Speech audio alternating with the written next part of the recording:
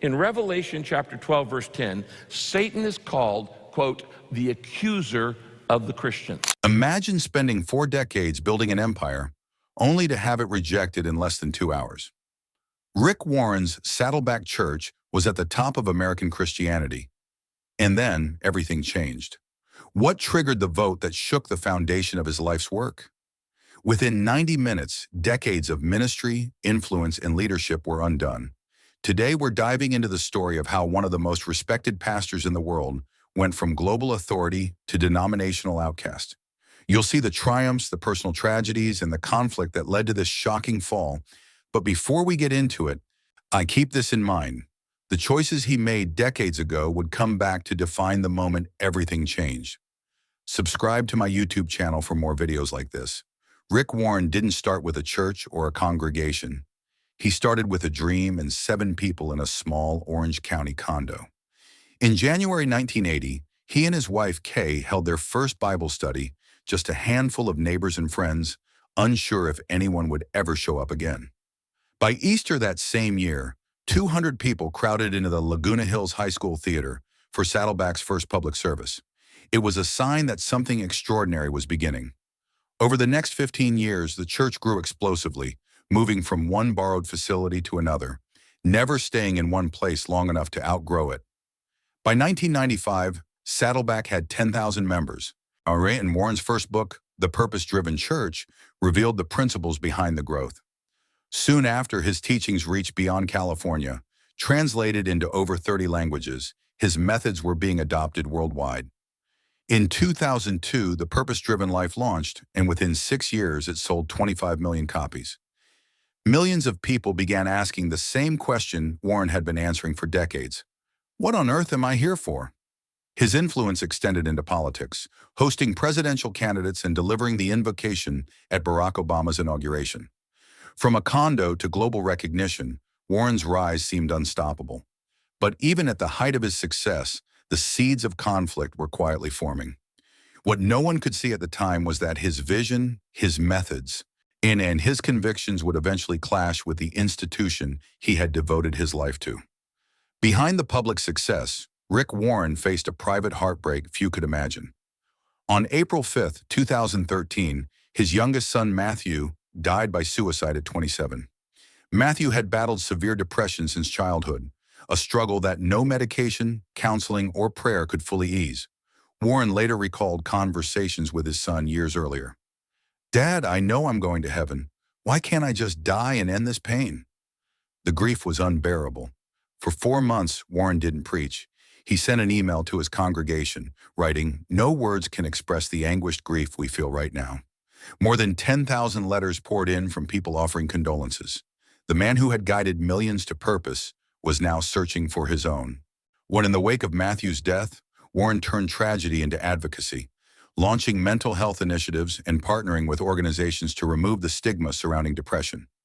But even as he worked to heal others, a storm was forming elsewhere, a conflict that would test his convictions and redefine his legacy. On Mother's Day weekend 2021, Saddleback Church made a decision that would shake the very foundation of its denominational ties. Rick Warren and the leadership team ordained 3 women as pastors, a move celebrated by many but immediately criticized by the Southern Baptist Convention. According to the SBC's Statement of Faith, the office of pastor is reserved for men as qualified by Scripture. Warren knew the rules. He was a 4th-generation Southern Baptist, who his great-grandfather sent to America by Charles Spurgeon himself. But he believed the denomination was wrong on this issue. "I wanted to speak up for millions of Southern Baptist women," he later explained. "Their spiritual gifts, leadership, and talents are being wasted."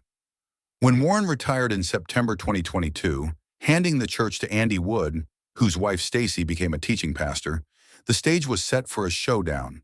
What no one could ignore was that the ordination alone had triggered a formal review, and soon the decision that would change everything was coming. Would decades of loyalty and service protect Saddleback, or was the denomination about to make a statement that no influence could reverse? On June 14, 2023, the Southern Baptist Convention held its decisive vote.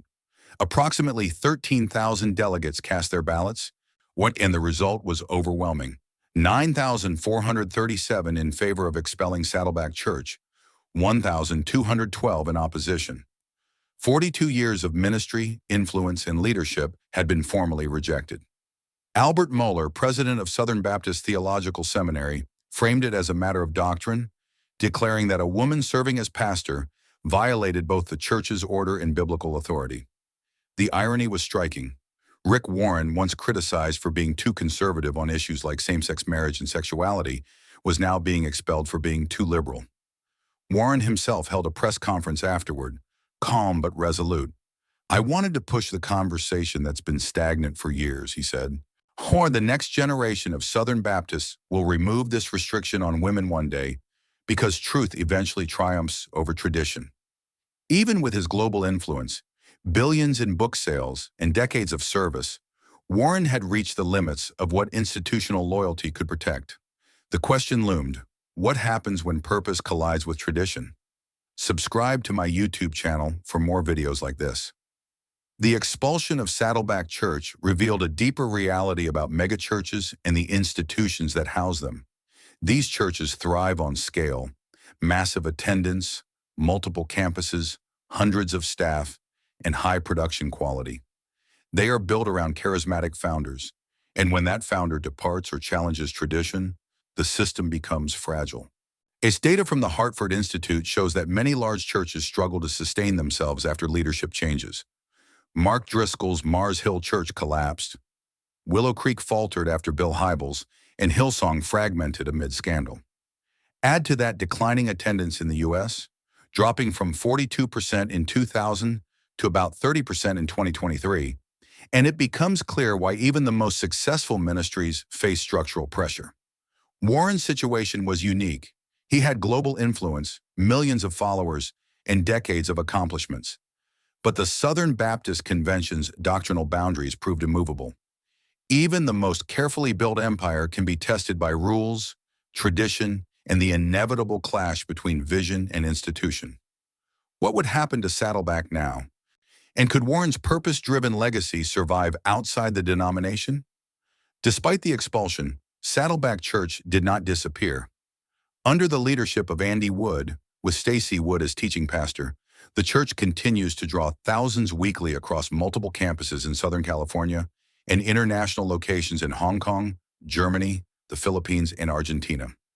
Rick Warren, now retired, remains influential, practicing what he calls reverse tithing, donating 90% of his income and living on 10%.